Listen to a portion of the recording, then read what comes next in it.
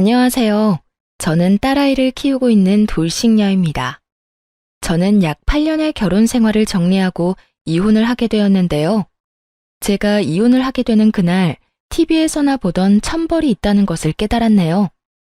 모두들 제 이야기가 궁금하실 텐데 지겨운 서로는 이만하기로 하고 바로 시작해 보겠습니다. 재미나게 들어주세요. 저와 남편은 결혼 7년 차를 맞이하고 있던 부부였어요. 저희에겐 눈에도 넣어도 아프지 않은 5살 된 딸아이가 있었습니다. 이제 5살이니 싫고 좋음을 표현하고 제법 대화가 통하긴 하지만 아이는 아이인지라 육아가 고된 건 어쩔 수 없는 일이었죠. 고된 육아와 사회생활로 지친 남편과 저 사이엔 사랑보단 동료애가 가득했고 그랬기에 어느 순간부터 사랑한다는 말 대신 힘내자, 수고했다는 말이 오가고 있었어요. 그렇다고 해서 그런 관계에 불만이 있다던가 섭섭함은 없었어요. 죽고 못 살아 결혼까지 했다고 한들 언제까지나 사랑만으로 살 수도 없는 노릇이고 남편과 제 사이에 사랑이 지고 피어난 동료애는 사랑이 밑바탕 되었기에 가능한 것이라 생각했기 때문이었어요. 이렇듯 남편과 제 사이엔 동료애라도 있었는데 시댁과의 관계에선 미운정만 남은 상태였어요. 아니, 미운정도 아닌 그냥 미운 상태였어요. 그 이유는 제가 아들을 못 낳았다는 이유 때문이었는데요. 남편은 누나 3명의 아들 하나로 아들 하나를 낳기 위해 갖은 노력을 다해 겨우 낳은 아들이었죠. 그런 아들이 결혼을 해서 딸 하나만 낳고 아들 소식이 없으니 그 원망들이 만만한 저를 향해 쏟아졌어요. 간혹 시누이들이 이런 사실을 알고 제 편을 들어주며 이런 말을 해주곤 했어요. 엄마, 아들 소식 없는 걸 왜 올케한테 뭐라고 그래? 아들 낳고 싶다고 생각만 하면 낳게 되는 것도 아니란 걸 다른 사람도 아닌 엄마가 더 잘 알면서. 그러고 이세 문제는 쟤들이 알아서 할 문제지 엄마가 나서서 이래라 저래라 할 문제가 아니라고. 그러니까 제발 올케 좀 그만 괴롭혀요. 이런 말을 듣고도 시모는 무시하기 일쑤였는데 가끔 입을 연다면 이런 말을 하곤 했습니다. 출가 외에는 조용히 해. 이건 우리 집안 문제니까 넌 네 시댁일이나 신경 쓰라고. 이렇듯 출가 외인이라 줄을 그어버리는 시모를 보며 시누이들은 혀를 내두르며 한숨을 쉬었고 저의 편을 더 들어주려고 했지만 시누이들도 시누이 가정이 있으니 단단한 방패막이 되어주기란 힘든 것이 현실이었어요.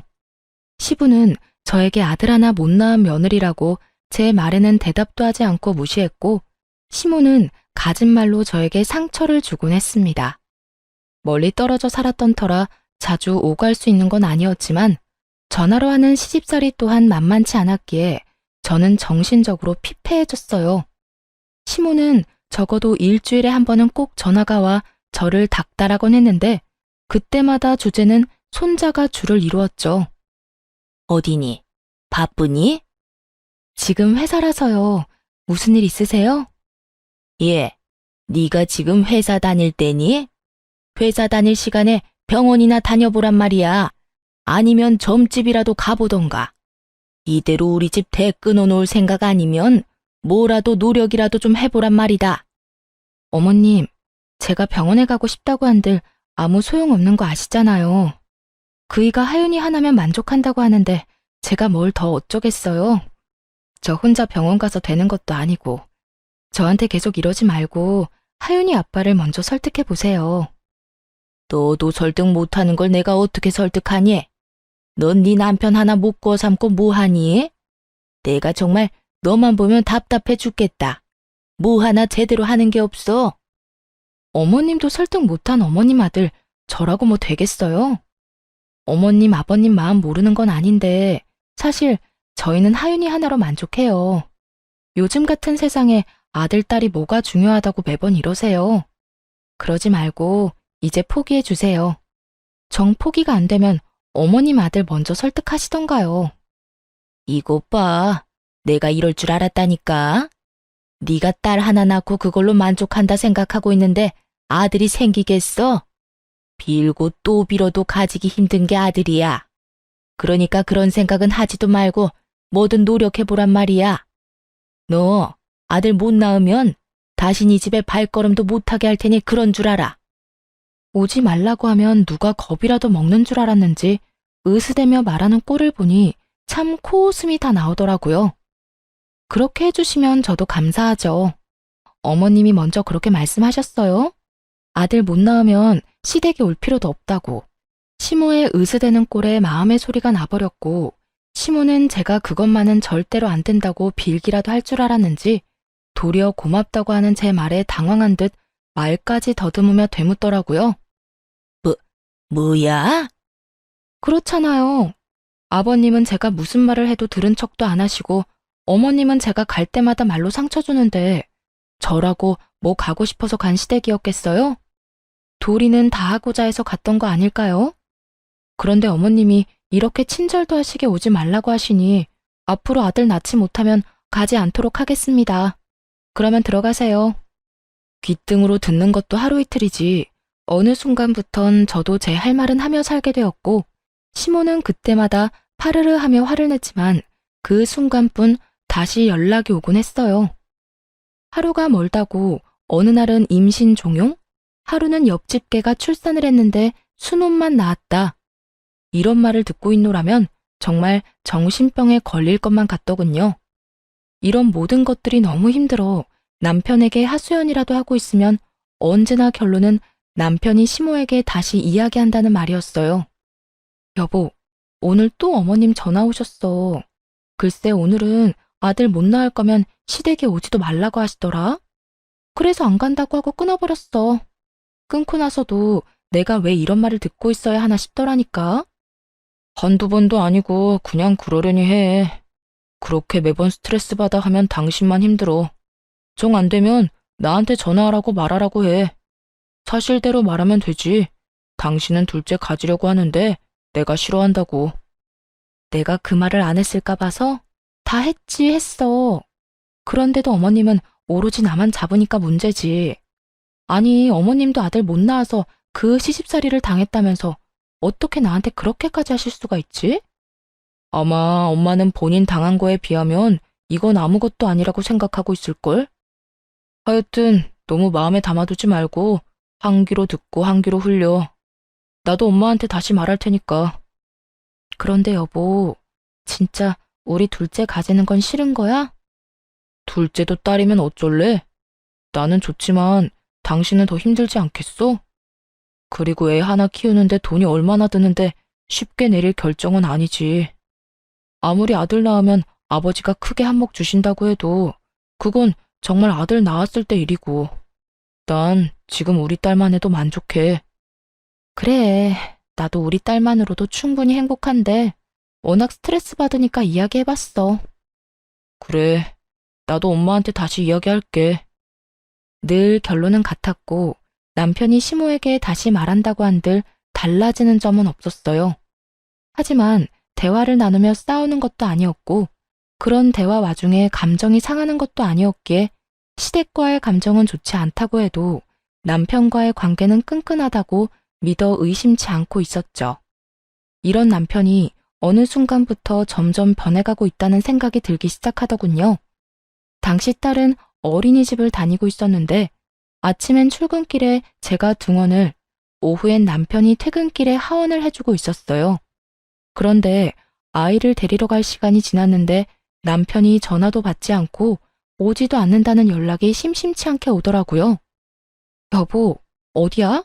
아직 회사야? 지금 가고 있어. 지금?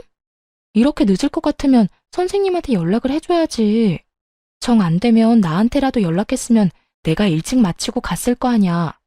요즘 따라 왜 이래? 혹시 회사에 일찍 나온다고 말하기 곤란한 상황인 거야? 일 처리하다 보면 이런 일 저런 일 다 생기는 거 당신도 알잖아. 나도 시간 내에 어떻게 해서 끝내보려고 정신없이 일하다가 연락 못한 거라고. 나라고 안 하고 싶어서 안 한 게 아니란 말이야. 하여튼 앞으로는 안 될 것 같으면 미리 연락할 테니까 잔소리 좀 그만해.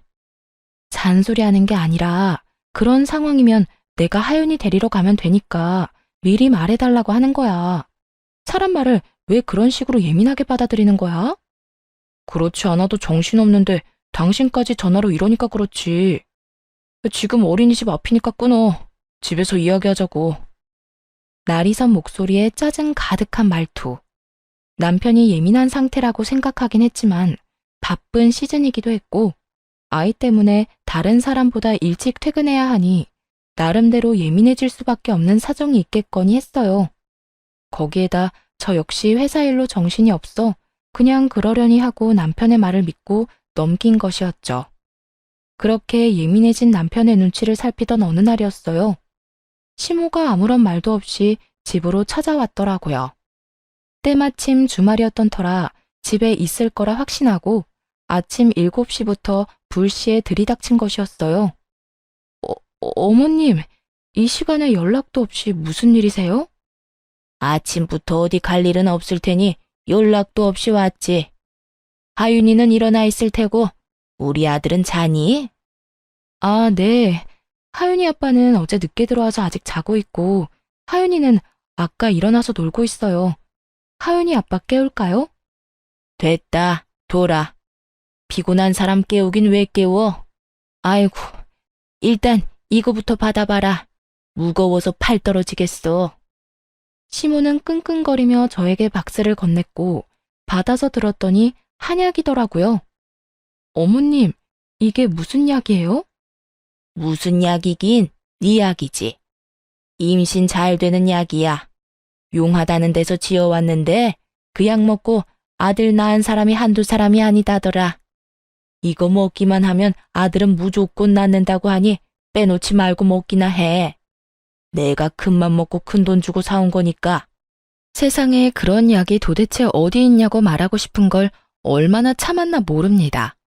하고 싶은 말을 곧이곧대로 다 했다간 괜한 말만 길어질 것이 뻔했기에 그냥 참기로 한 것이었죠.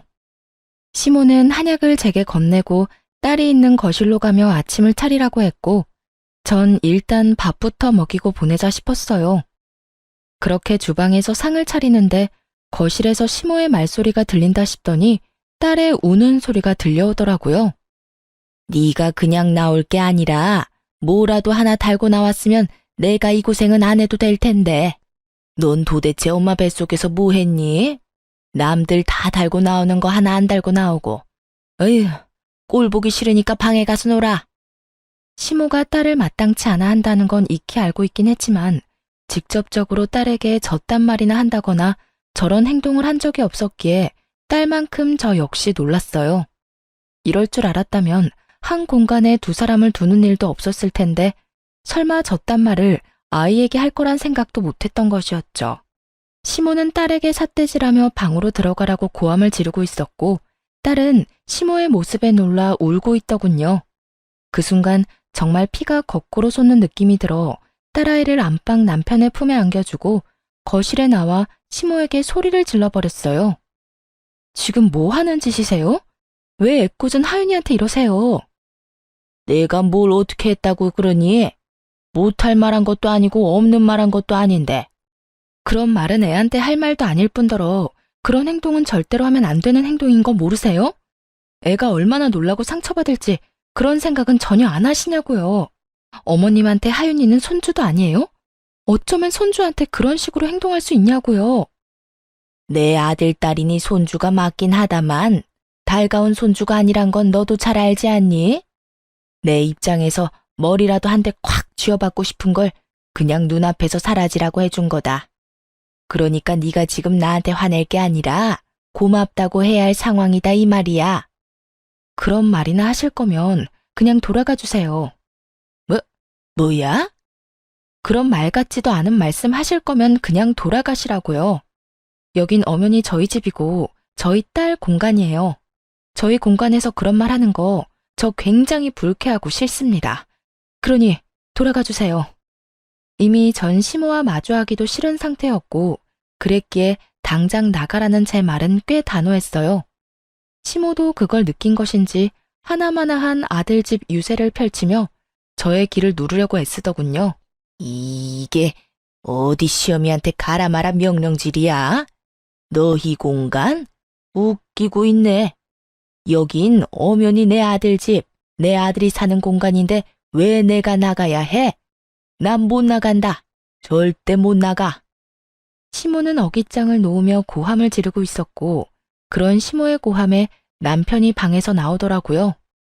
이미 잠에서 깨 울던 딸을 달래주느라 한껏 지친 모습으로 말이죠. 도대체 이 아침부터 이게 무슨 일이야? 엄마는 이 아침에 여긴 왜 왔어? 당신은 왜 아침부터 그렇게 화를 내는 거고? 당신, 엄마가 우리 딸한테 뱃속에서 남들 다 달고 나오는 거 하나 못 달고 나왔다고 구박하는 것도 모자라 애한테 꼴 보기 싫다고 방에 들어가라고 화까지 내셨어. 그 덕에 우리 하윤이는 지은 죄도 없이 혼나서 울고, 난 다른 건 다 참아도 우리 하윤이한테까지 이러는 건 못 참아.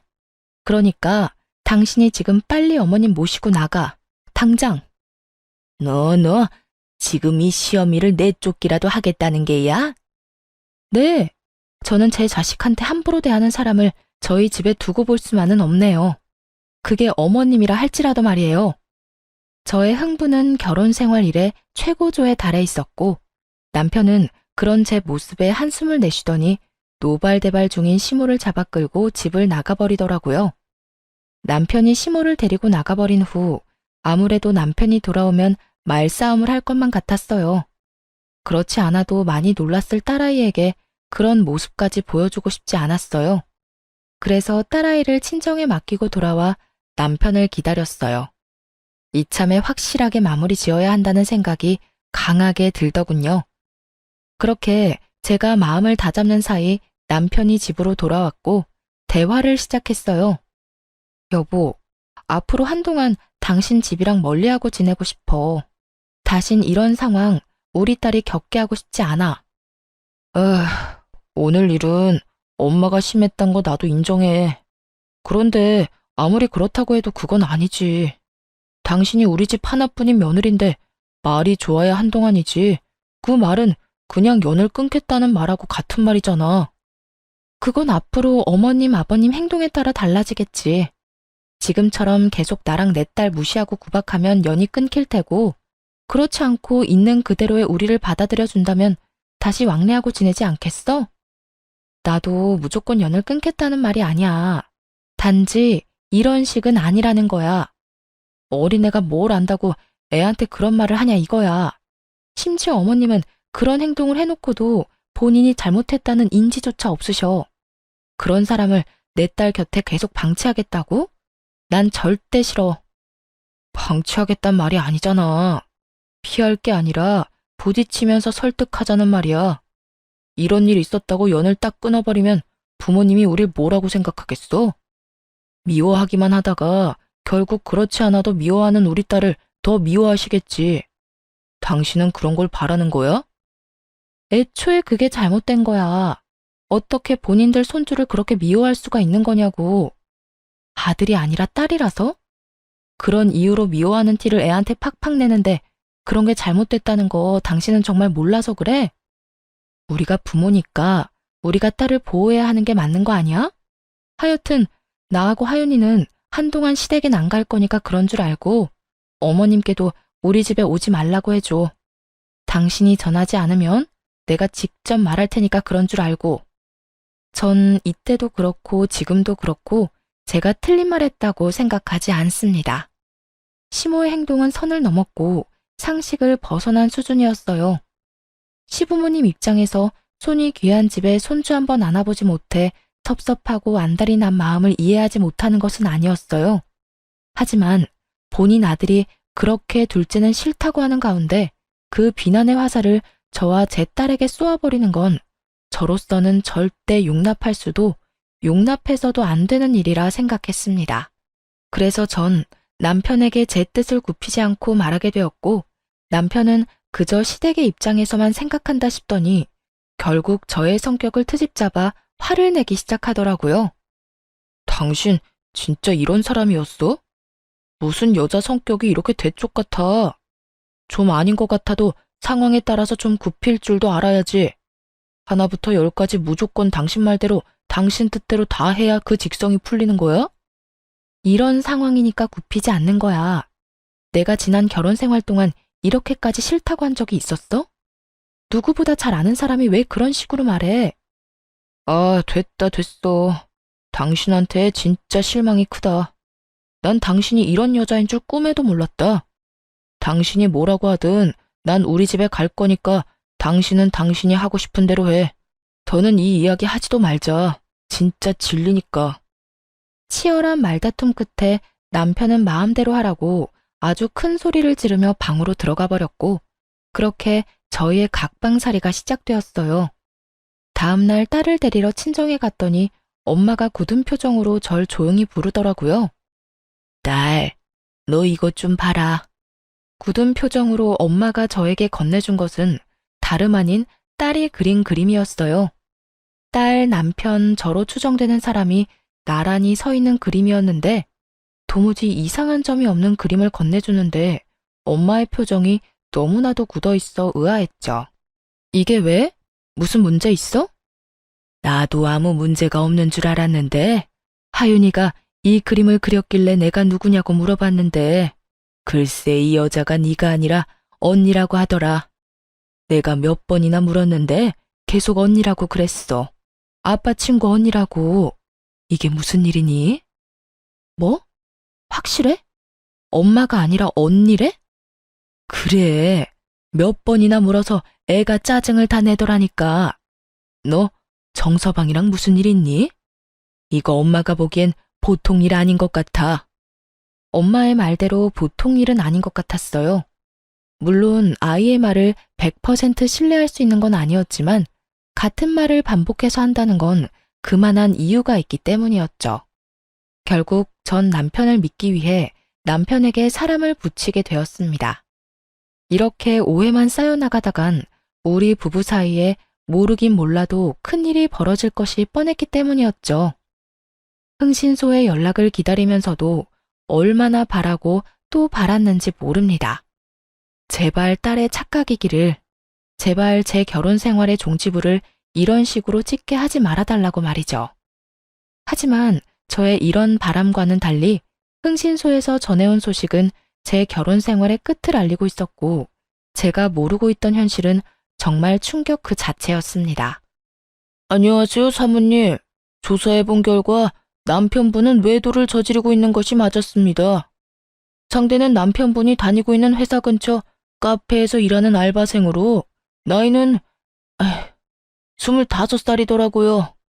접근은 먼저 남편분이 했고요. 상간녀 역시 남편분이 유부남인 거 다 알고 있더라고요. 25살 어린 나이에 남편분을 정말 사랑해서 만나는 것 같지는 않고 아마 남편분이 어느 정도 가진 것이 있다는 사실을 알고 관계를 유지하고 있는 듯 했어요. 상간녀 집안은 더 조사해봐야 알겠지만 그렇게 부유한 집안은 아닌 듯 하고요. 일단 여기까지고요. 더 알아내는 대로 연락드리겠습니다. 우연찮게도 상간녀의 나이는 25살이라고 하더라고요. 남편을 처음 만났을 때 제 나이가 25살이었는데 참 많은 생각이 오가더군요. 들어보니 남편이 이때껏 딸 어린이집에 갑자기 늦기 시작한 건 전부 상간녀 때문이었는데 상간녀의 아르바이트가 끝나고 상간녀와 함께 딸을 데리고 간 것이었어요.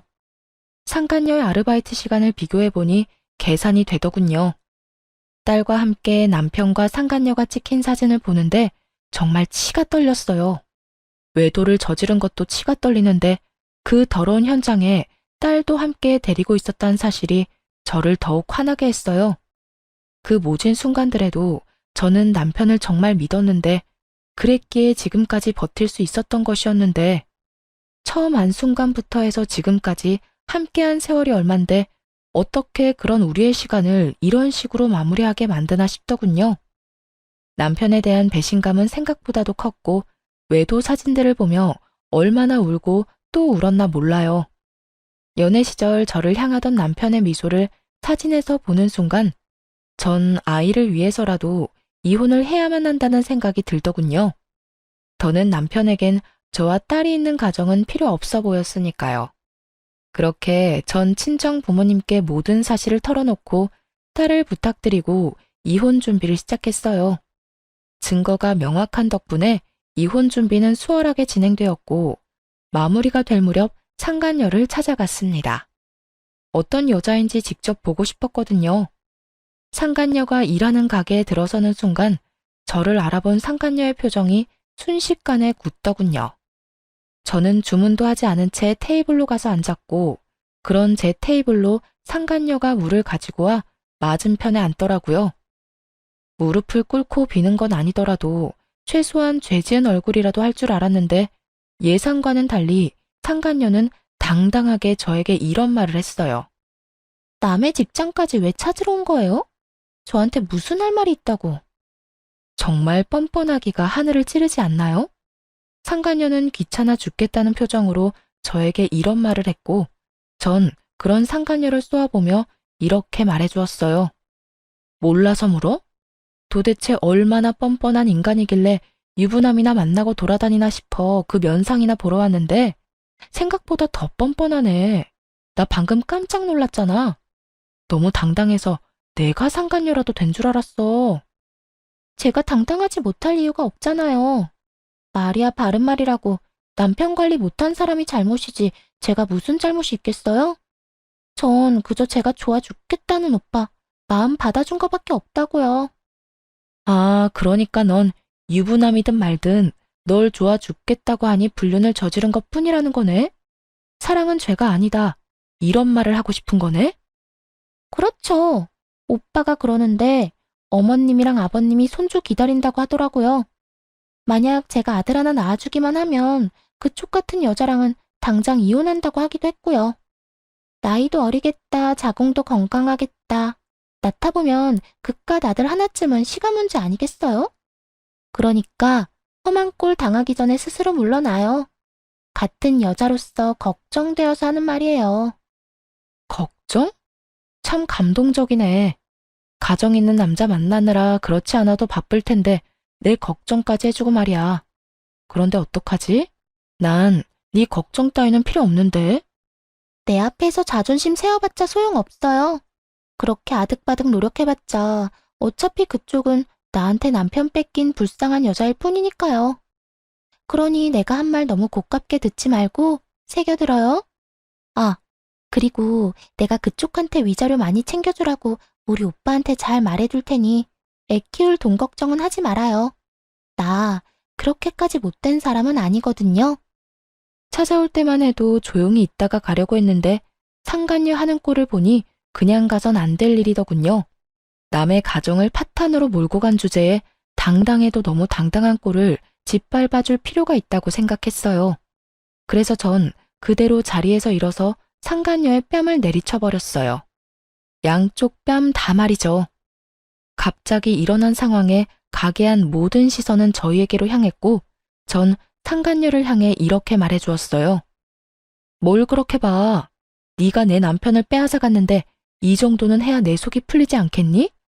위자료? 잘 말해주면 좋지, 나도. 그런데 내 위자료는 내가 알아서 잘 받아낼 수 있으니까 걱정하지 마. 참고로 너한테도 받아낼 생각이니까. 너도 돈 준비하는 게 좋을 거야. 금액이 네 생각보단 꽤 클 거야. 그러니까 넌 돈 준비나 똑바로 하고 아들 낳을 준비나 해. 너도 나처럼 아들 못 낳으면 네 오빠가 또 바람 피울지 누가 알겠니? 그럼 나는 이만 가볼 테니까 그딴 쓰레기 같은 집안에서 다 같이 한번 잘 썩어봐. 상간녀는 저를 노려보며 부들부들 떨고 있었고, 전 그런 상간녀를 뒤로 한 채 집으로 돌아왔습니다. 소파에 앉아 얼얼한 손을 식히고 있는데 화가 난 남편이 집으로 들어와 저에게 따져 묻기 시작하더군요. 야, 너 꼭 거기까지 찾아갔어야 했어? 너랑 내 문제인데 왜 M&A를 찾아가서 그 곤욕을 겪게 만들어? 그 순간에도 남편은 제가 외도 사실을 안 것 자체에는 관심조차 없었고, 그저 상간녀가 겪게 된 상황만 불만이 가득해 보이더라고요. 정말 오만정이 다 떨어진다고 그러죠? 저는 남은 정이 없다고 생각했는데 그렇지 않았는지 노발대발 남편을 보고 있는데 정이 뚝뚝 떨어지는 느낌이 들었어요. 이게 어떻게 너랑 내 문제만 돼? 그리고 곤욕? 나는 내 남편과 내 딸의 아빠를 잃게 생겼어. 그런데 그까짓 일이 곤욕이래? 그래, 네가 오늘 찾아가서 그 난리를 피워준 덕분에 유진이 일자리도 잘리고 얼굴까지 못 쓰게 됐더라. 네가 때렸다며? 그러면 내가 거기까지 그냥 인사만 하려고 간 줄 알아? 그리고 똑바로 알기나 해. 딱 2대 때렸어. 그 2대로 걔 얼굴이 못쓰게까지 됐다고 하면 걔 얼굴에 문제가 있는 거야. 알겠어? 진짜 못쓰게 만들어주려다가 겨우 참은 사람 그만 건드려. 진짜 이해가 안 돼서 하는 말인데 지금 당신이 뭘 잘했다고 나한테 큰 소리야? 지금 무릎 꿇고 제발 이혼해달라고 빌어야 하는 상황인 거 몰라? 너 지금 내가 이혼 안 해주면 이혼도 못해.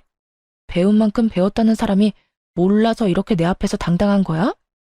내가 바람 피운 것까지 다 알게 됐는데 당신이 나랑 계속 살겠어? 그럴 리가 없잖아. 그동안 허투루 산 건 아니었나 보네. 그건 아는 걸 보니 말이야. 그래, 나 이혼할 거야. 그런데 그냥 편하게는 이혼 못 해주지. 원하는 게 뭐야? 양육비 다 필요 없으니까 이 집 나한테 넘겨. 위자료도 물론 줘야 할 거고 나 상간녀 소송도 할 거니까 그런 줄 알아. 뭐? 이 집을 넘기라고? 그게 말이나 돼? 이 집 살 때 내 돈도 절반 들어갔고 그 절반만 넘기는 건데 뭐 그렇게 쪼잔하게 굴어. 이 이혼 하루라도 급한 사람은 내가 아니라 너 아니니? 얼른 그 여자랑 살림 차리고 아들 하나 낳아야 할 거 아니야. 그 여자는 그런 삶을 원하는 것 같던데. 남편은 고민하는 듯 싶더라고요. 집을 넘기는 것이 아깝긴 하지만 25살의 어린 상간녀를 잃는 것이 더 아까웠던 남편은 결국 저의 뜻대로 해주기로 했습니다. 정말 최악 중에 최악이지 않나요? 딸의 면접 교섭권도 포기하고 오로지 어린 여자 하나에 미쳐서 모든 것을 넘겨버리는 그 꼴이 말입니다. 그렇게 미쳐준 덕에 저는 제가 원하는 걸 다 가지긴 했지만 한심한 마음이 드는 건 어쩔 수가 없더라고요. 어쨌든 저는 이혼을 진행하게 되었고 상간녀 소송도 진행해 위자료를 받을 수 있었어요. 여러 가지 소송이 진행되며 상간녀와 전 남편이 조금씩 다투는 모습을 보기도 했지만 그깟 일로 헤어질 거란 기대는 하지 않았어요. 그저 저는 돈과 집을 얻었고 무엇보다 제 딸을 지켰으니 다 되었다 싶었어요. 그렇게 이혼을 하게 되었고 이혼 의사 확인서를 제출하고 비로소 완전한 돌싱이 된 날이었어요. 그간 연락 한 통 없던 전 시모에게서 전화가 오더라고요. 이혼 소식을 들었나 싶기도 했고 도대체 무슨 말을 할까 싶어 전화를 받았어요. 심한 말을 한다면 그동안 참았던 말들을 좀 해주고 싶기도 했으니까요. 그런 생각을 하며 받은 전화인데 시모는 전혀 예상치 못한 말을 하더라고요. 너 지금 어디니? 왜 병원엔 코빼기도 보이지 않는 거야? 병원이요? 무슨 병원이요? 너 어디 아프니? 왜 아무것도 모른다는 듯이 말해? 네 남편 지금 오늘 내일 하는 거 모르니? 네? 그게 무슨 말이세요? 제 남편이 왜 오늘 내일 해요? 병원에 있다뇨? 너 정말 몰랐니? 연락 못 받았어? 어쩐지 네가 왜 안 오나 했다. 네 남편 그저께 화물차랑 교통사고 나서 지금 병원이다. 사고가 크게 나서 수술을 했는데도 하반신 마비는 피해갈 수 없다고 하더라. 수술 끝내고 나온 지가 언젠데 아직까지 의식도 없다고. 도대체 그 시간에 왜 고속도로 근처에 있었는지 모르겠어. 전 남편의 전화는 차단을 해버렸고 나머지 이런저런 연락을 받고 싶지 않아 전화를 꺼둔 사이에 이런 일이 일어났다니. 도대체 어떻게 된 일인가 싶었어요. 들어보니 고속도로를 올리기 직전에 사고가 난 것 같은데 그 시간에 왜 거기 있었는지 이해가 되지도 않았고요. 하지만 그런 제 궁금증은 금방 풀리게 되었어요. 어린 여자애도 같이 있었다고 하는데 아니 그 어린 여자가 왜 우리 아들 차에 같이 타고 있었는지 이해가 안 된다니까. 넌 뭐 아는 거 있니? 우리 아들 출장이라도 가던 길이었어? 어떻게 된 사고인지 우리 아들만 저 모양 저 꼴이고 그 여자애는 아주 멀쩡하다니까. 겉모습은 타박상밖에 없는데 뇌를 다친 건지 입은 꼭 다물고 있어서 내가 답답해 죽겠다. 너 언제 병원 올 거니? 지금 당장 올 거지? 오는 김에 하윤이도 좀 데리고 오려무나. 혹시 아니? 딸 목소리라도 들으면 정신이 돌아올지. 그래요. 전 남편은 저와의 이혼을 기념하기 위해 상간녀와 여행을 떠나던 도중 사고가 난 것이었어요. 생각보다 크게 난 사고에 남편은 하반신 마비가 되어버렸고 상간녀는 크게 다치지 않아 의식이 돌아오긴 했지만 신분 상승의 꿈을 눈앞에 두고 무산되어 버리자 그 충격에 입을 다물고 있었던 것이었어요. 전 아무것도 모르고 딸아이까지 들먹이며 당장 병원으로 오라는 시모에게 모든 사실을 알려주기로 했어요. 어머님, 아니, 아줌마, 저 이제 아줌마 며느리 아니에요. 무엇이 어쩌고 저쩌고 해? 아줌마? 며느리가 아니야? 네, 저 오늘부로 이혼 확정나서 서류도 다 정리됐고요. 이제부터 아줌마 며느리는 제가 아니라 거기 입 꼭 다물고 있는 그 어린 여자애가 아줌마 며느리예요. 말이 되는 소리를 해라. 저 젊은 여자애가 왜 내 며느리야? 너 지금 어디 아프니? 그렇지 않고서야 그런 말도 안 되는 소리를 해. 아줌마 능력 좋은 아들이 글쎄 25살짜리 여자랑 산다고 가정을 버렸지 뭐예요? 그러니 제가 아니라 그 망연자실에서 아무 말도 안 하고 있는 그 여자애가 아줌마 며느리 아니겠어요? 이제 전 엄연한 남이니까 남한테 전화해서 엄한 소리 하지 말고 예비 며느리한테나 가보세요. 저는 전화를 끊어버렸고 바로 전화기를 다시 꺼버렸어요. 이렇게 좋은 날 더는 방해받고 싶지 않았으니까요. 그렇게 집으로 돌아와 생각을 정리하는데 아무리 생각해도 하늘이 저를 대신해 전 남편에게 복수를 해줬다는 생각이 들더라고요. 그렇지 않고서야 하필 이런 타이밍에 이런 소식을 들을 순 없었을 테니까요. 이런저런 생각으로 만감이 교차하던 그때 전시모가 득달같이 집으로 찾아왔더라고요. 잔뜩 화가 난 채로 저를 남편 버린 여자로 몰아세우기 시작하는데 막장 드라마 작가가 따로 없더군요. 네 남편 불구됐다고 이렇게 버리는 거 아니다. 너 그런 식으로 살면 하늘에서 가만둘지 아니? 모르긴 몰라도 너도 살아가는 내내 순탄하지 않을 게야. 이 나쁜 것, 어떻게 그런 말도 안 되는 거짓말을 하는 것도 모자라 남편은 다 죽어가는데 자기 혼자 이러고 쉬고 있어?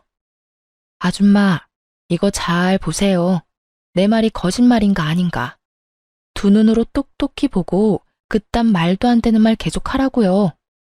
저는 혼자 소설을 써대고 있는 전시모에게 외도 증거들을 보여주었습니다.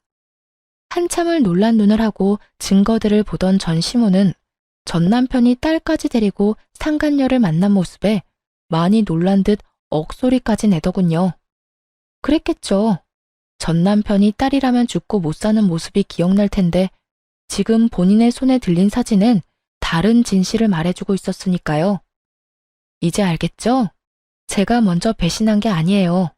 아줌마 아들이 먼저 외도를 저질렀고 그것도 모자라 그 여자 때문에 가정까지 버렸다고요. 그렇게 예뻐하던 딸 양육권까지 포기하고 가버린 건 다름 아닌 아줌마 아들이라고요. 아무리 그래도 너희가 함께한 세월이 얼만데 병원 정도는 가줄 수 있지 않니? 내가 이 나이에 그 뒷바라지를 어떻게 한단 말이니? 그러지 말고 한동안 병원 좀 가서 네가 우리 아들 병시중 좀 들어다오. 사람을 구하긴 했어도 믿을 수가 없어. 그러니까 네가 좀 가서 도우라니 말이야. 아줌마 아들이 누굴 닮아서 그렇게 뻔뻔하나 싶었더니 다 아줌마 닮아서 그리 뻔뻔했나 봐요. 뭐야? 아니 사람이 뻔뻔해도 정도가 있지. 어떻게 다른 이유도 아니고 남편이 바람 피워서 헤어졌는데 그런 전 남편 병시종을 들라고 할 수가 있어요? 진짜 궁금해서 묻는 말인데 아줌마 얼굴은 철판이라도 까셨어요?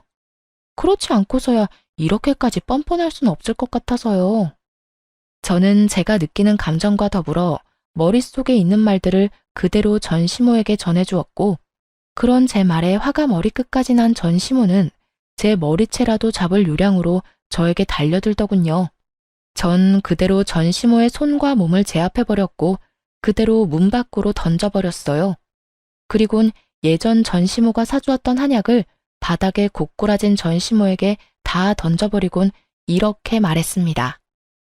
워낙 귀한 거라고 하니 한 첩도 안 먹었어요. 이 귀한 거 버리기엔 아깝고 저는 이제 필요도 없으니 젊은 예비 며느리 가져다 주세요. 평생의 소원이었던 손자는 품에 안아봐야 하지 않겠어요?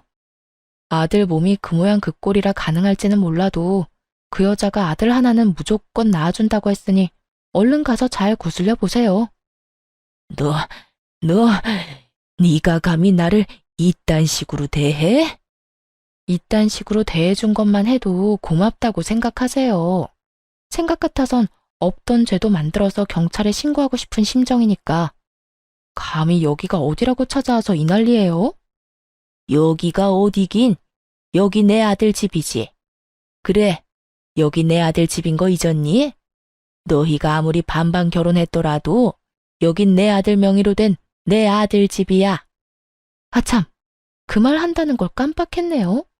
이 집 애초에 아줌마 아들 명의였던 적 없어요. 아줌마가 하도 우겨대니까 그냥 아줌마 아들 명의로 한다고 하고 공동 명의로 해놨었어요. 그리고 이혼할 때 제 명의로 다 옮겨왔고요.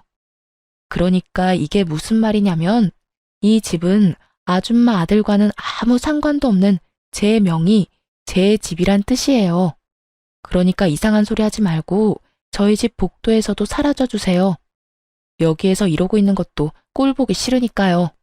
저는 그대로 문을 닫아버렸고 한동안 밖은 전 시모의 난동으로 인해 시끄럽더라고요. 하지만 그것도 잠시 신고정신 투철한 주민 여러분 덕분에 전 시모는 쫓겨나듯 아파트를 떠나게 되었어요. 그 후 들려오는 소식엔 저에게 위자료를 주느라 빚을 낸 상간녀는 하는 수 없이 하반신 불구가 된 전 남편과 함께 전 시댁으로 들어갔다고 하더군요. 하지만 전 시모와 전 시부는 큰맘 먹고 들어간 상간녀를 아들 불구로 만든 재수없는 년이라고 하며 쉼없이 상간녀를 괴롭혔고 상간녀의 방패막이 되어야 할 전 남편은 폐인이 되어 그 모든 것을 방치했다고 하더군요. 결국 견딜 수 없었던 상간녀는 야반 도주를 해버렸는지 그들의 부모는 완전 폐인이 되어버린 아들을 안고 오늘 내일 하며 살고 있다는 이야기를 들을 수 있었습니다. 이 모든 이야기를 어떻게 알았냐고요? 상간녀가 전 시댁을 떠나던 날 밤 저에게 전화가 왔더라고요. 전 남편의 휴대전화에서 제 번호를 찾았다면서요. 번호를 알면 전화해도 되는 사이라고 생각했니? 어떻게 넌 끝까지 이렇게 뻔뻔하니? 내가 오죽했으면 이렇게 전화까지 했겠어요. 아줌마는 나한테 다 이야기해줄 수 있었잖아요. 오빠 식구들이 저런 인간 같지도 않은 인간이라는 거 말해줄 수도 있었잖아요. 그때 그 한마디만 해줬더라도 내 꼴이 이렇게까지 우스워지진 않았을 거라고요. 내가 뭘 잘못했다고 사람을 쥐잡듯이 잡아요? 내가 뭘 잘못했다고 아들 잡은 년 취급을 하냐고요. 내가 그런 말을 왜 해줘? 네 말대로 남편 관수도 못해서 딴 년한테 남편 뺏긴 여자가 너한테 그런 충고할 자격이나 있었겠어? 그리고 네 인생 네가 꼬아놓고 왜 엄한 사람 탓을 해? 정신 차려 이 한심한 거사. 어린 나이 하나 믿고 남자 홀릴 땐 언제고 이제 와서 뭐가 어쩌고 저쩌고 해? 왜 말을 안 해줬냐고? 아직 험한 꼴 덜 당했지. 인생 더 나락으로 가게 한번 만들어줘봐. 네가 어디 있는지 어디서 뭘 하는데 어떻게 해서든 알아내서 실시간으로 네 시엄마한테 다 알려줘봐. 이 여자가 진짜 미쳤나? 그러기만 해요, 어디? 내가 진짜 가만 안 있어. 그러니까 피차 귀찮은 일 만들지 말고 연락 좀 하지 마. 알겠어? 그 후론 정신 나간 상간녀에게 연락이 오는 일은 없었고 그 대신 예전 시부모가 집으로 찾아오더군요. 전 문도 열어주지 않았고 그 후 집을 이사해버렸어요. 집을 옮기는 김에 친정도 이사하게 되었고 큰 집을 사 함께 지내고 있습니다. 어느새 초등학생이 된 딸은 마음이 아프지만 다행스럽게도 아빠를 찾는 일은 거의 없어요. 크면서 아빠를 찾는 일이 생길 수도 있겠지만 제가 많은 사랑을 주며 키운다면 딸도 모든 사실을 잘 이해하고 넘길 수 있을 거라 생각하고 있어요. 처음 전 남편의 외도 사실을 알았을 때 이혼을 다짐하면서도 딸 때문에 고민하지 않았던 건 아니었어요. 이혼녀 딱지는 괜찮지만 이혼녀의 자식이라는 딱지는 딸에게 지게 하고 싶지 않았기 때문이었죠. 하지만 그런 걱정과 그런 우려가 무색하기도 딸은 밝고 건강하게 자라고 있고 이혼에 대해서도 천천히 조금씩 잘 받아들이는 것 같아 여러모로 다행스러운 요즘이네요. 앞으로도 딸에게 더 많은 사랑을 주고 더 많은 시간을 함께 보낸다면 조금이라도 아빠에 대한 부재를 메워줄 수 있지 않을까 합니다. 이로써 저의 사연도 끝이 났습니다. 함께 해주신 모든 분 감사합니다. 다들 건강하세요.